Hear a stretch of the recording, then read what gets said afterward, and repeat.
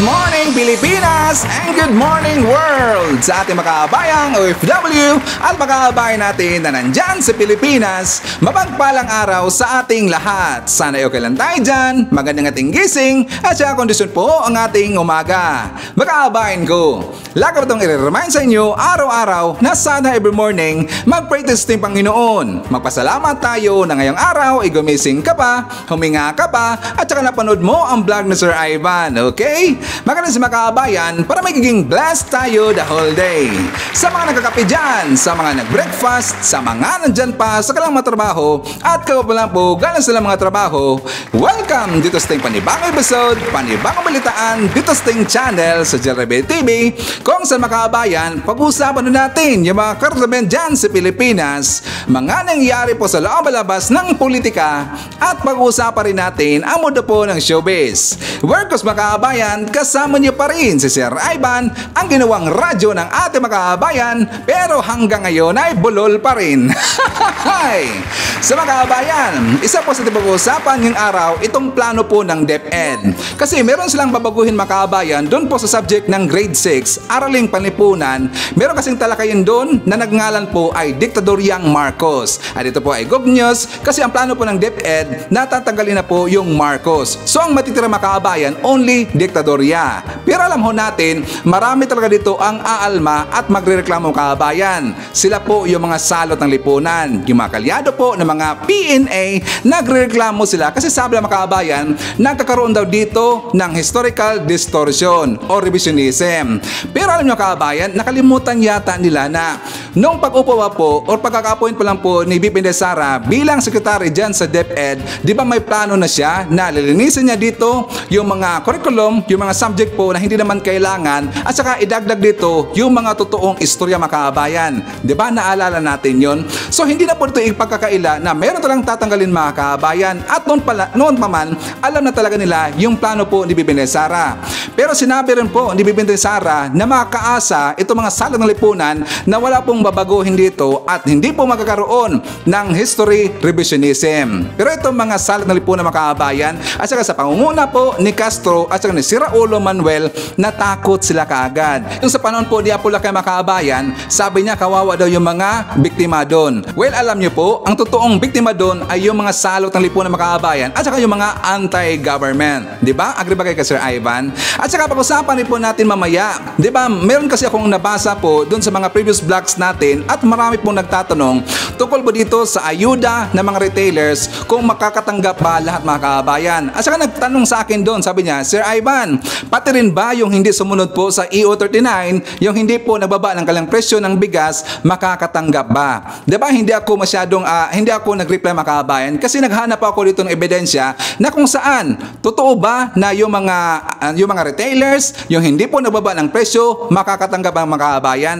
So ngayon, sasagutin na natin yan. Bakit? Si Sir Ivan, may nakita pa akong ebidensya na ito pang mga retailers, yung mga hindi po sumunod po sa plano ng AO39, hindi po sumunod kay PBM at hindi nababa ng presyo ng bigas, nakatanggap po ng ayuda makaabayan. At alam nyo ba, yung iba nakatanggap ng ayuda pero nagre-reklamo pa rin makaabayan. Ang liit daw ng 15,000 pesos. Alam nyo, grabe talaga haman sa pera eh. Anyways, mamaya pag-usapan natin yan. Nanigwas, ito rin pong plano ng gobyerno natin. Specifically, itong si Finance Secretary Joke na makaabayan, meron nang napisil ho dito o napili na siya daw ang papalit dito kay PBM bilang Secretary dyan sa Department of Agriculture. And of course, marami pang iba. Alam niyo po si Sir Ivan, palagi tumurong dalang babo ng mga pasabog every time na maglalabas tayo ng mga bagong balita dito sa ating channel. And guys, siyempre as usual makaabayan, before tayo mag-start po ang ating talakayan ngayong araw, welcome ko muna kayo at saka i-shoutout natin ang ating mga pinalangga po na mga legends, ang ating mga senior citizen. Hello po, kumusta? Kumusta? I'm hoping po na nasa maayos kayo na kalagayan. Kumusta rin natin makaabayan ang mga pinalangga natin na mga Marcos Loyalist. At syempre, nandyan rin po makaabayan nating DDS all over the world. Howard to the makaabayan, lalong-lalo na. Maraming salamat po sa Uniteam supporters.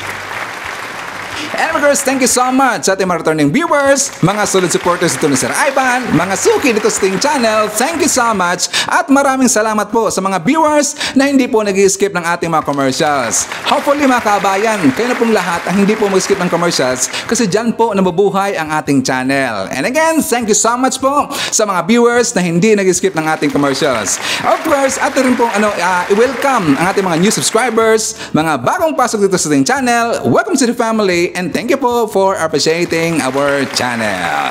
Mga kabayan, so before tayo pumunta doon sa mga medyo mainit na mga balita at saka very intrigue na mga balita mga kabayan, dito muna tayo, pag-usapan natin po yung ika-106 na birth anniversary ni Apo Lakay mga kabayan.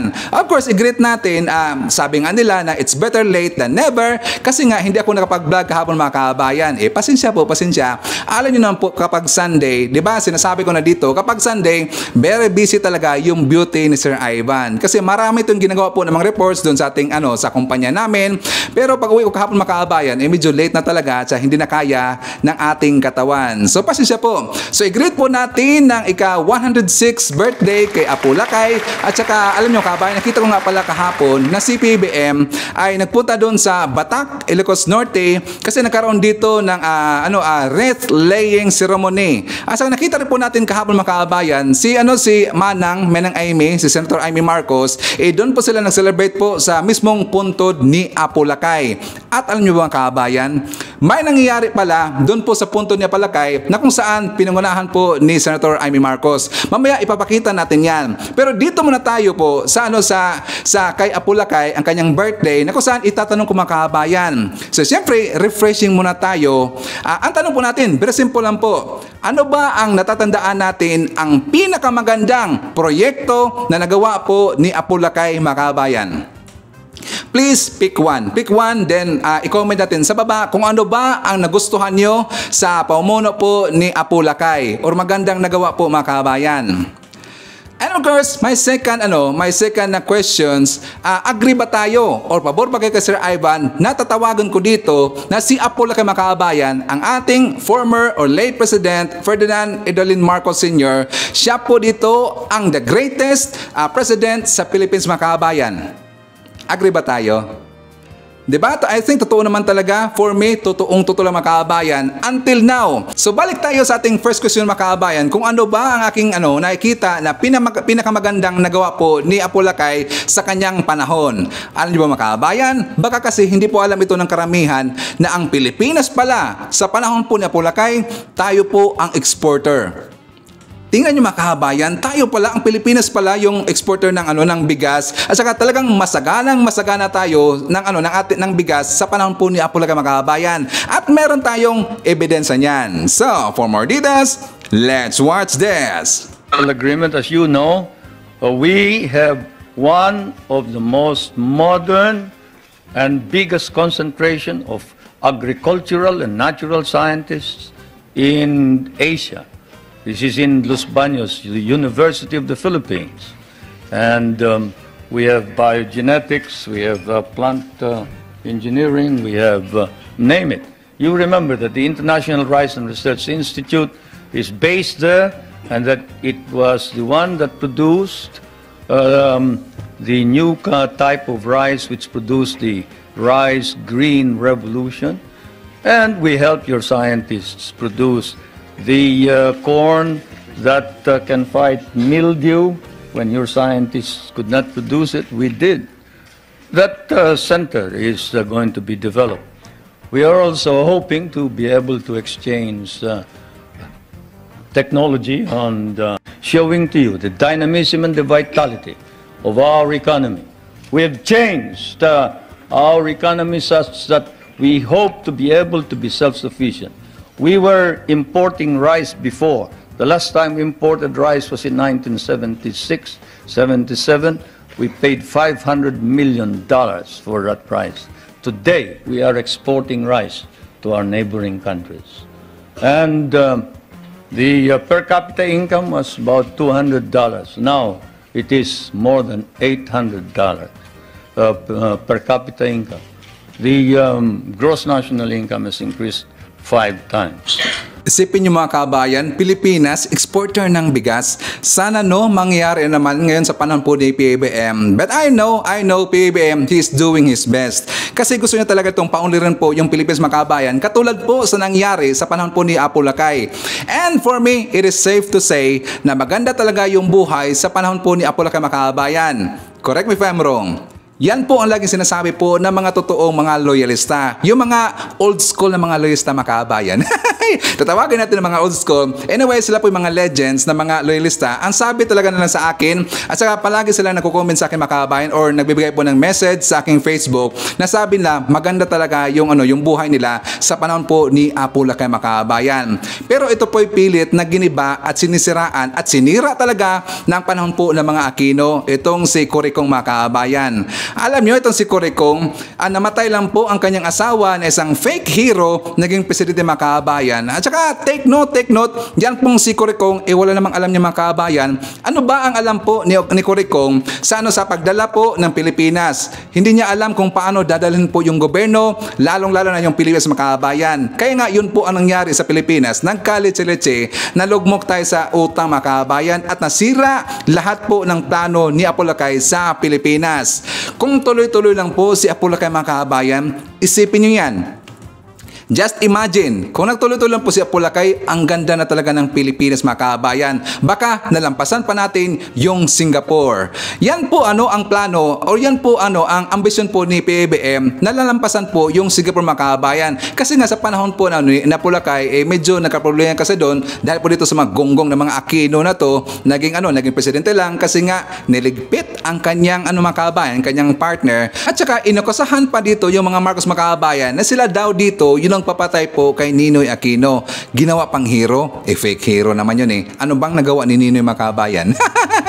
At saka alam naman po yan ng mga Pilipino, kaso mga kabayan, yung panahon kasi na Apo Lakay, medyo nabulag po yung mga kabayan natin kasi nga wala pang social media. Pero sa ating panahon ngayon, hindi na yung mangyari mga kabayan. Napapansin nyo ba sa panahon po ng anibersaryo ni Ninoy Aquino, abay ang liit lang po yung pumunta ng mga kabayan, ang liit lang talaga, hindi nga umabot ng 100 or 200. 'Di ba? Mas marami pa po yung mga rebolto kasi nagpuntahan doon sa anibersaryo ni Aquino mga kabayan. So tingnan nyo dito, 'di ba? At least nagising na po yung Pilipinas mga kabayan. Nagising na po dito yung Pilipino na walang kwenta talaga ang pamamahala po ng mga Aquino. Dumaan na nga itong si Coricong hanggang umabot po itong si Panot, hanggang umabot itong sa mga kabayan, itong sa pamamahala po ni Lutang, kasi si Lutang papit yan ng mga Aquino, walang nangyayari po sa Pilipinas, di ba? So anyways, babalikan na po natin mga kabayan yung ibig kong sabihin na si Senator Amy Marcos ay siya po ang napunta doon sa puntod po ni Apo Lakay at meron pong nangyari doon mga kabayan. But before that, dito muna tayo po sa ibig kong sabihin kasi meron kong sasagutin mga kabayan kung nakatanggap ba ng ayuda yung mga retailers po na hindi sumunod sa EO39. But before that, dito muna tayo sa balita na kung saan itong mga retailers mga kabayan na nakatanggap na ng ayuda, nagrereklamo pa rin. Sabi nila, ang liit lang daw ng 15,000. So, for more details, let's watch this. Nagsimula ng mamahagi ng ayuda para sa mga rice retailer na apektado ang kita dahil sa price cap sa bigas. Pero ang mga nabigyan, nagrereklamo dahil kulang ang natanggap. Nasa frontline ng balitang yan, si Shaila Francisco. Salamat, pero kulang. Ito ang daing ng ilang maliliit na rice retailer na nakakuha ng ayuda mula sa DSWD sa Quezon City nitong Sabado. Mukha lang daw malaki ang 15,000 pesos na ayuda kumpara sa kanilang lugi bunsod ng 41 pesos na price cap sa regular milled rice at 45 pesos sa well mill.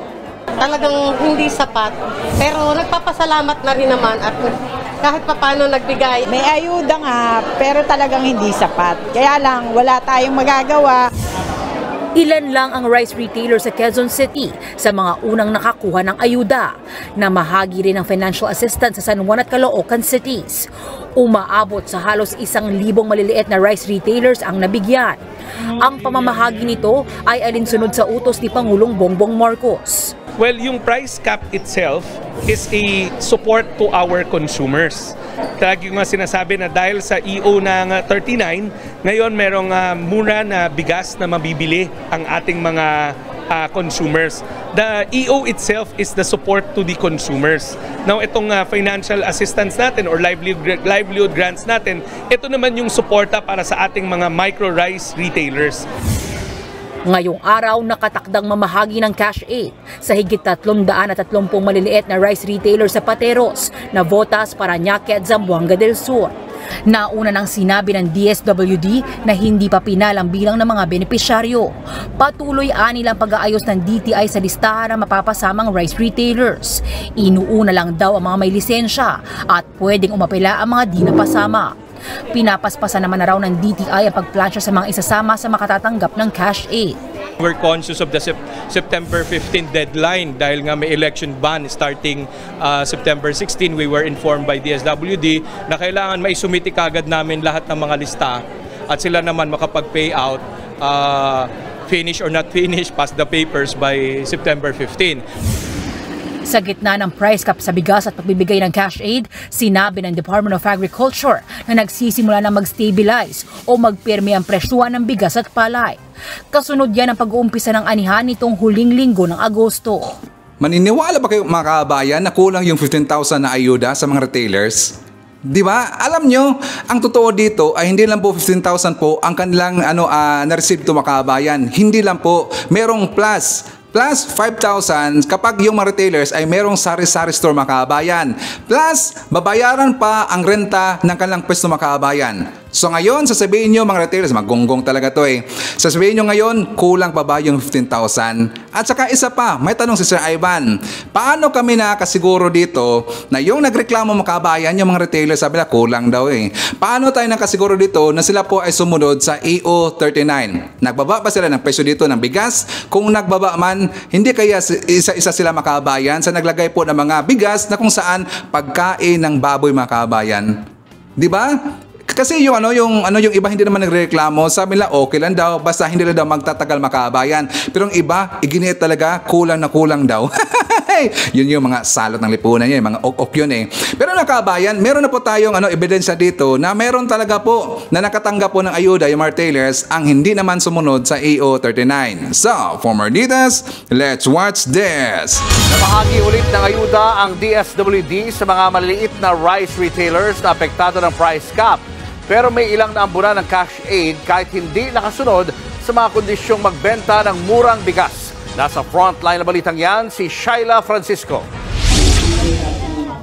Umarangkada na ulit ang bigayan ng cash aid sa mga maliliit na rice retailer na nalugi sa price cap sa Navotas City. Kabilang sa mga nakatanggap ng 15,000 pesos na ayuda ang tinderang si Lisa. Di niya tunay na pangalan. Yan ay kahit pa hindi siya nakasunod sa kondisyong magbenta ng mas murang bigas para mabigyan ng cash aid. Paliwanag niya, maging 52 namin ginawa na imported kasi walang bumibili na sa amin. Dahil alam ng tao na mababa yung bigas. Hindi po kayo nakapagbenta? Yes, kaya hindi na. Wala pang pwedeng makuha eh. Ayon sa Department of Social Welfare and Development o DSWD, sinisilip na nito ang issue. Kakausapin din daw nila ang Department of Trade and Industry o DTI ukol dito. Upon monitoring, kailangan sinusunod nila yung price ceiling natin. Kasi doon lang natin masasabi na sila affected. Yung task ng ating DTI na bukod sa pagbibigay sa atin ng list, ay i-double check na sumusunod yung mga nasa listahan. Wala namang problema sa ibang naambunan ng ayuda. Pero kahit medyo nabawi ng cash aid ang lugi nila, mawawalan sila ng pangpuhunan sa hinaharap kung magpapatuloy ang rice price cap. Malaking tulong para sa amin, pero pag nagtagal, halos hindi sasapat. Marami pang ibang babayaran, pagdi-deliver, siyempre merienda ng tao, plastic, halos lahat ipaplas namin. Patay. Hindi dapat tumagal. Kasi mauubos agad ito. Tatagal, mahirapan. Dapat sa linggo lang, tapos na. Tapos balik na, alisin na yung price ceiling. Sa linggo, within 1 week. Dahil ubos na ito. Sa ngayon, patuloy ang pag-aayos ng DTI at DSWD sa listahan ng mga benepisyaryo, lalo't marami pang hindi naaabutan ng tulong. Katunayan, hanggang 60,000 rice retailers ang pwedeng mabigyan ng ayuda. Isasama riyan ang mga sari-sari stores. na bibigyan ng tig 5,000 pesos. Target maplansya ang listahan at maipamigay ang ayuda bago ang barangay at sangguniang kabataan election ban sa Biyernes. Just to make sure nga na talagang magtuloy-tuloy yung payout natin. When we set the deadline ng September 14, we're not saying naman na hanggang doon na lang. Yun nga lang, in mind din kami na baka nga hindi kami mag-grant na exemption. Kabilang sa mga lugar na sinimula na ang cash distribution ay sa Zamboanga del Sur at 6 na lugar sa Metro Manila. Sa San Juan, nagkusang lokal na pamahalaan na magbigay ng bukod pang 5,000 pisong dagdag sa cash aid sa rice retailers. Libre na rin munang renta ng ilang piling tindero. Sa Valenzuela naman, magbibigay rin ng dagdag na libreng pang-upa na nagkakahalaga ng 5,000 piso sa loob ng 3 buwan. 180 vendors ang makikinabang dyan. Pero higit dito, nanawagan ng mga nagtitinda na alisin ang price cap. Kahit kasi nakakapagbenta sila ng 41 pesos na bigas, grabe naman ang paninilaw. Wala naman daw magawa mga vendor kundi magbenta nito dahil sa takot na maparusahan. Law-abiding citizen po kami kaya sumusunod na lang po kami sa Executive Order number 13. Kaya binaba na lang po namin yung presyo kahit palugin na po. Actually, hindi naman po magtatagal yung EO39 mga kabayan kasi end of this week, meron na tayong mga stocks po ng bigas mga kabayan kasi nga anihan na po end of this week. Ngayon, babalikan natin, gusto lang putipitikin itong gong na to, yung isang ali mga kabayan, abay unfair po yung News 5. Bakit ginblow yung mukha, di ba? Yung nakatanggap po ng ayuda na hindi naman po sumunod po ng EO39, hindi siya nagbaba ng presyo ng bigas mga kabayan at saka meron siyang palusot dito, bakit po ginblur yung mukha?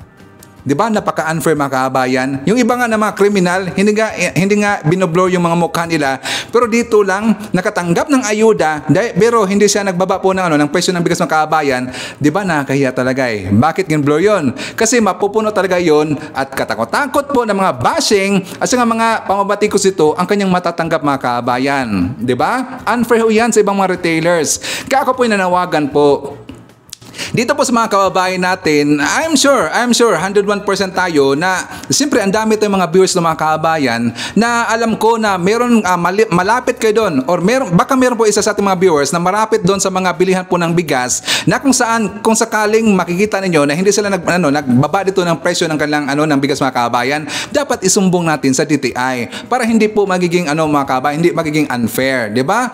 Unfair kasi sa ibang retailers na sumunod sila sa batas sa EO39 pero yung iba hindi sumunod, nakatanggap ng ayuda, bagaaog na ngoy.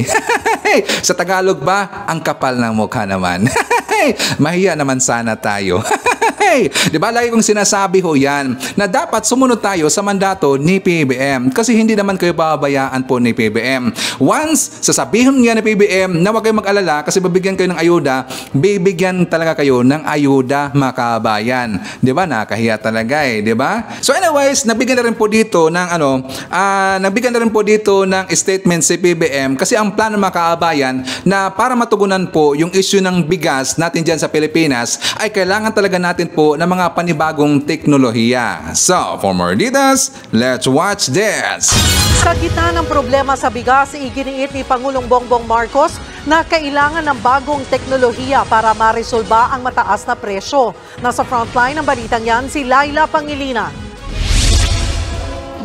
Nag-alay ng bulaklak at sumaludo si Pangulong Bongbong Marcos sa monumento ng kanyang amang si Ferdinand E. Marcos. Pagbibigay pugay ito sa ika-106 na taong kapanganakan ng dating Pangulo.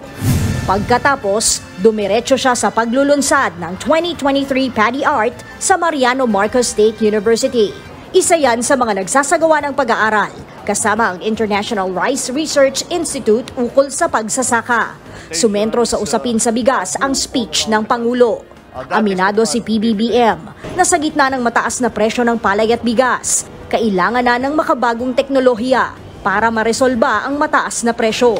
They then should be able to give it then to the government, the new technology to the government, and the government is the one who will take it from the laboratory to the rice field. Nahihirapan tayo dahil nga sa climate change. We have had to control the prices of rice because the markets are very volatile. So we're trying to stabilize it here in the Philippines. Pero higit anya sa pagsasaayos ng presyuhan, Dapat matiyak na hindi na pag-iiwanan ng mga magsasaka kapag tumaas na ang produksyon ng bigas ng bansa. Mahalagang matiyak na kasama sila sa nakikinabang at hindi lang ang gobyerno at pribadong sektor. It's correct, we have to increase our production. But we have to make sure that that increase in production redounds to the benefit of the farmer. So yung mga teknolohiya nga gagamitin mga kabayan, kasi nakita ko po doon sa Asian Summit na kung saan, di ba, nakausap niya yung Australia, siyempre yung Jakarta at yung Thailand mga kabayan. Ang basa ko dito, yung mga teknolohiya na ginagamit doon sa Jakarta at sa Thailand, yun po ang gagamitin dyan sa Pilipinas mga kabayan. Kasi handang-handa po dito, natutulong po yung Jakarta at yung Thailand, pati rin po yung Australia mga kabayan. Saka kaabang-abang ho yan. Tingnan nyo dito, kapag mangyari mga kabayan at masosolusyonan ang problema ng bigas dyan sa Pilipinas, naku, pipikatan ko talaga itong mga salot ng lipunan mga kabayan. Yan po sila si Jokno, si Chil Jokno, yung si Paring Kicks mga kabayan, yung mga Pinklawan, mga Dilawan at yung mga anti-Marcos na lagi pong naghahanap na saan na daw yung 20 pesos per kilo mga kabayan. I have faith and trust kay BBM and I'm very sure mangyayari mga kabayan. Kung hindi man mangyari yung 20 pesos per kilo ng bigas, at least malapit po sa presyo ng mga kabayan. Okay na si Sir Ivan doon. Okay? So, bago tayo mag-jump po sa ating next topic mga kabayan, well, syempre, shoutout natin po ang ating mga silent viewers, at yung mga viewers na hindi nag-skip ng ating mga commercials. I-shoutout rin po natin mga kabayan at pasalamatan natin si Ma'am Marilyn de los Santos, nagbigay sa atin ng $20 na super thanks. Thank you so much, Ma'am Marilyn de los Santos. At syempre, shoutout natin mga kabayan ang mga channel members. Sila po si Cosmo Defender, Fiz Calante, Russell T. Ruel, Via Vivar, and Mel Grace Holmes. Nandyan po si Ma'am Maria Mindasiplon, Marian Syoko, Nonoy Florin Hills, Emily Ponsaranti Maho, John Dex Cortez from X16, Alfaya, Saudi Arabia. Hi to Estrella Centino, Rose Sebeliana. Nandyan po si Edna Ibuyos from Guam. Hi to Elma Banyaga, Maiti Baisa, Jad Sev from UAE. Hi to Bella Chu, Jelen Quezon, Army Lagaso. Hi to Rayan UV, Carclia, Sensitivir, Redler, Trexie, Carmen, Lily, Judy, Ridwan. Hi to Little One, Jay Cabal, Ma'am Lentek, Ma'am Self, Mami Chacha, Mami Lu, Tita S, Caitlin, Tatay Amik, and Tatay Jackfords of Jackfords family. And hi to Bernardino Sorio, Avenil, nandyan po si Efren Reyes, and hi to Fee Bronyula. Ang mga kabayan, meron na daw na pisil dito si Finance Secretary Jokno na kung saan siya daw dito ang papalit kay BBM bilang sekretary dyan sa DA mga kabayan. At ito po'y mainit pa na balita kasi before po nag-vlog Sir Ivan, kakapost na po ito doon po sa Radyo Pilipinas mga kabayan. So ang balita po, Finance Secretary Jokno, suportado ang mga panukala, si Nida Secretary and mamuno ng DA. Ayon kay Jokno mga kabayan, babasahin ko lang po yung balita para meron tayong konteksto. Sabi dito, suportado ni Finance Secretary Benjamin Jokno ang mga panukala na pamunuan ni NEDA Secretary Arsenio Balisacan ang Department of Agriculture. Sa panayam ng media kay Jokno, inamin ito na naririnig na niya ang mga suhestyon na italaga si Balisacan sa kagawaran sa kasulukuyang hawak ni Pangulong Ferdinand R. Marcos Jr. So yung mga kabayan, yun po ang plano nila, papalitan na daw si PBM. Ayon sa kalihim, malawak ang kaalaman ni Balisacan sa agrikultura bilang dating undersecretary ng DA. Dagdag pa dito, siya rin daw ay undergrad ng kursong Agriculture Economics at naging Dean ng University of the Philippines School of Economic at Director General Chief Executive ng Southeast Asian Regional Center for Graduate Study and Research in Agriculture. Ayon pa kay Jokno mga kabayan, ang panukala ay sound proposal. Dahil bilang isang ekonomista, may apply nito ang economic aspect sa policy making ng kagawaran. So yung mga kabayan, meron nakikita na nila daw o tsaka parang napapisil na dito kung sino ang papalit kay PBM. Sa akin mga kabayan, wala naman pong problema na papalitan po si PBM.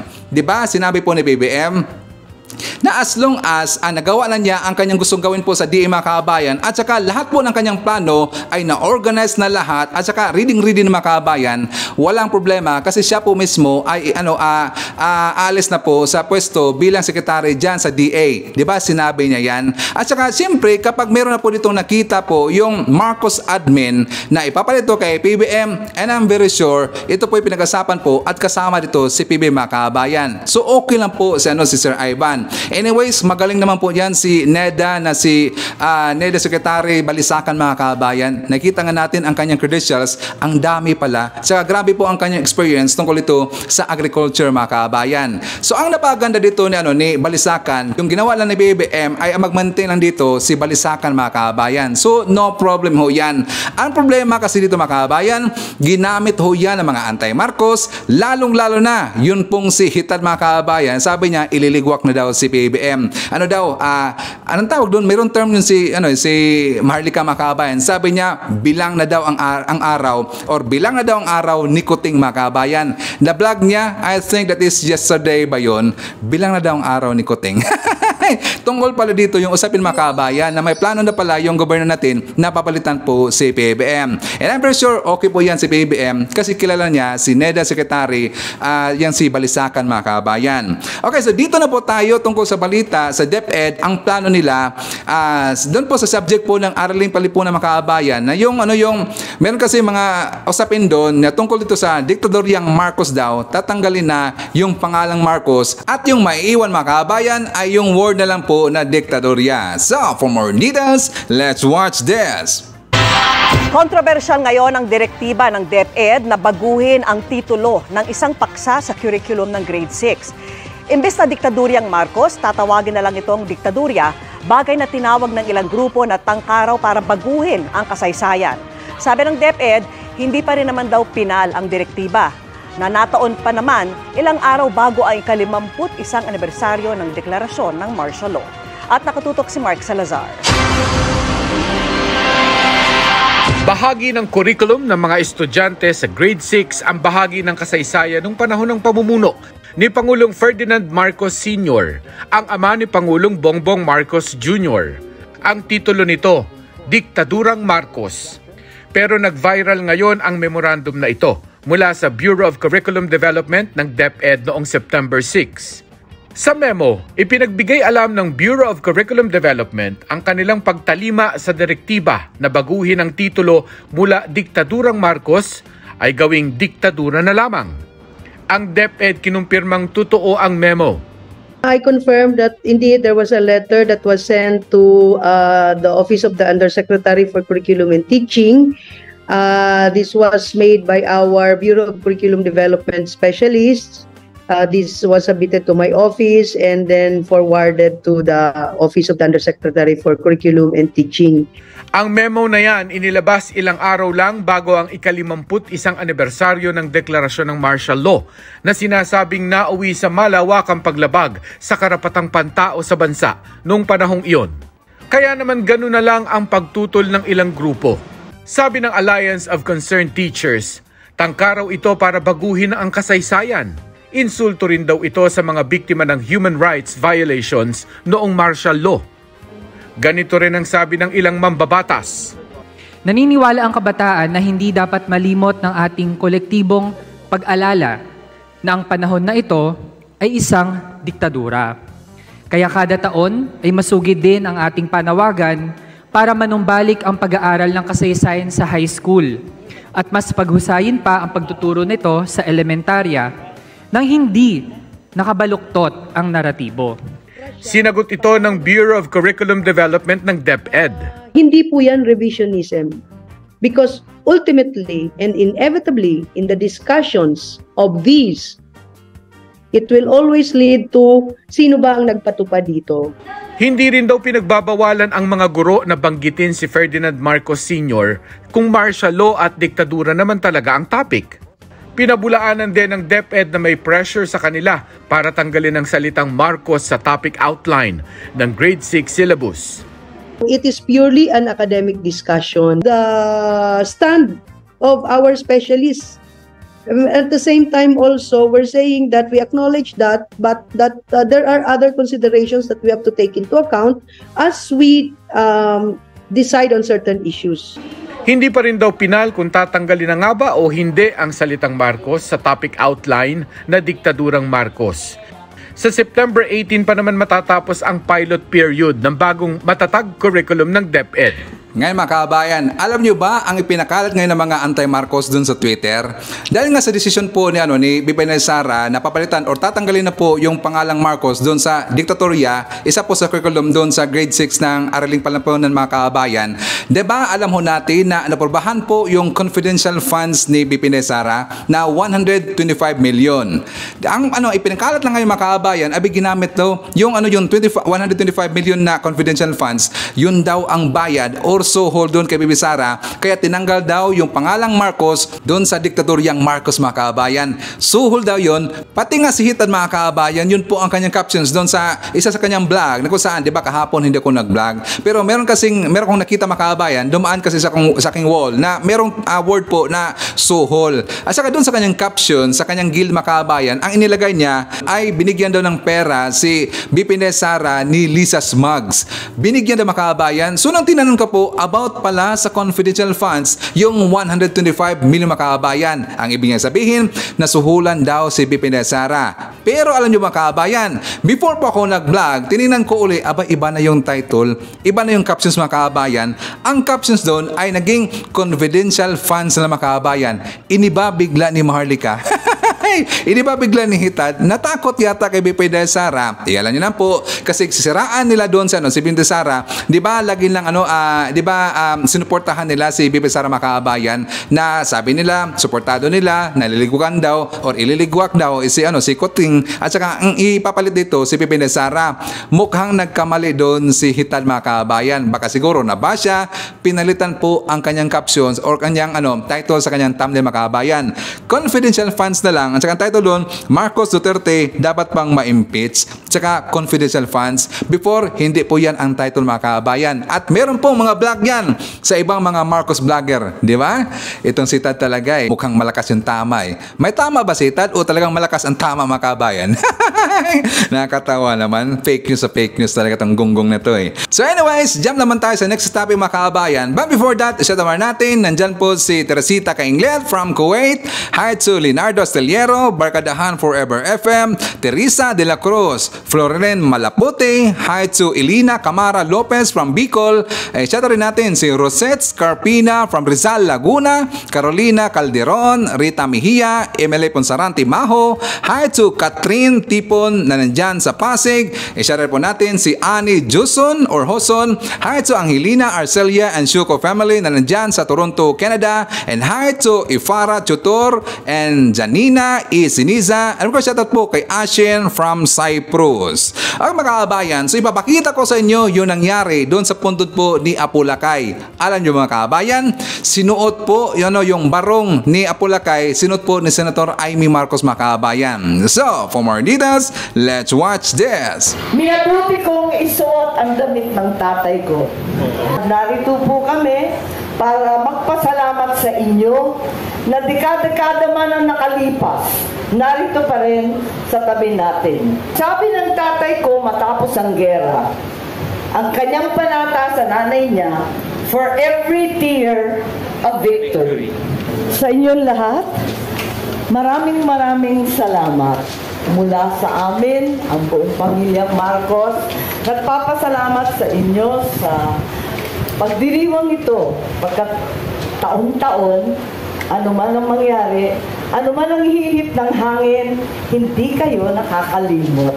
Happy birthday sa lahat ng loyalista, sa mga kaibigan, sa aking pamilya. Sa inyong lahat, 106th birthday na po ni Pangulong Ferdinand Edralin Marcos Sr. Kaya lahat tayo ay may birthday din sa araw na ito. Sabi nga ng tatay ko, wala naman daw siyang bisyo. Ang isa lamang na major vice daw niya ay ang politika at ang gobyerno. Tunay nga, ang kakaunti niyang luho sa buhay, napakasimple niyang sundalo, ay ang tinatawag na dessert ng Ilocano.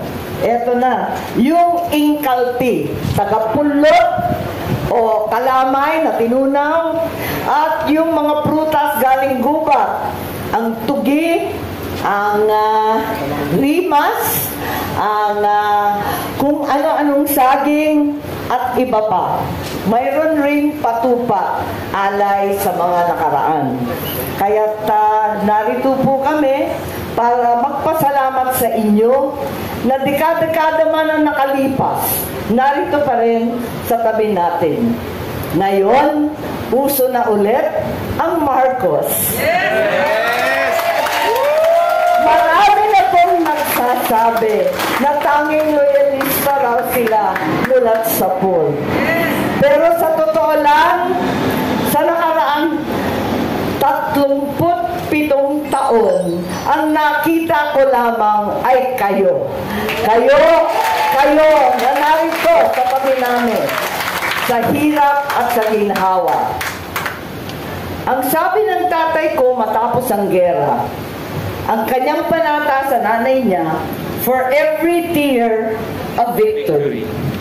Sa lahat ng hirap at sakripisyong dinanas ninyo, sa tumatanggaktak na lupa, sa mga tinanggal sa trabaho, sa mga naghirap at na-teargas, sa mga nadali sa kudeta, sa bawat patak ng luha, magkakaroon rin tayo ng tagumpay. Si Bongbong na po ang Pangulo natin. Ang ating Pangulo, President Ferdinand Bongbong Romualdez Marcos Jr. Sa kabila ng panalo ng nakaraang taon, minabuti kong isuot ang damit ng tatay ko.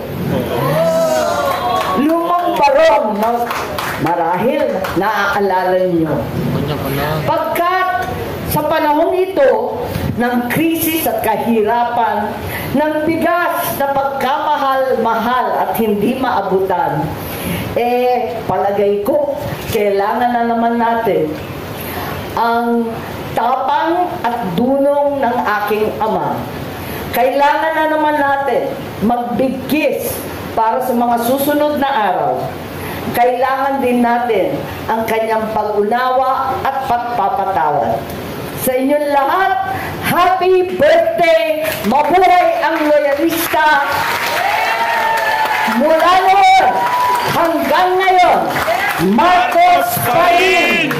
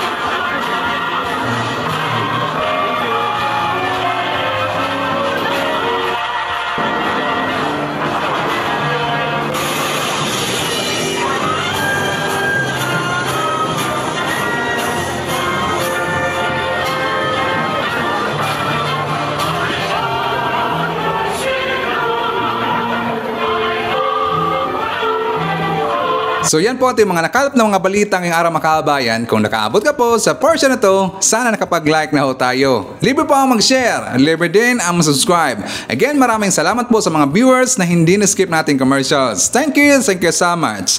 At before po natin tapusin ating programa ngayong araw mga kabayan, sana sabayan nyo si Sir Ivan para sa ating live messaging prayer. Lord, thank you for this new morning. Thank you for the gift of life and your continuous love for me and for my family. I pray for your protection and guidance, Lord. May you bless this day ahead. In Jesus' name, I pray. Amen. So maraming salamat mga kabayan, and I hope to see you again on my next video. BBM Sara, BBM Sara, pagkakaisa patungo sa ginhawa. BBM Sara, BBM Sara, para sa kinabukasan naming mga bata. BBM Sara, BBM Sara, walang imposible na kapag nagsama-sama.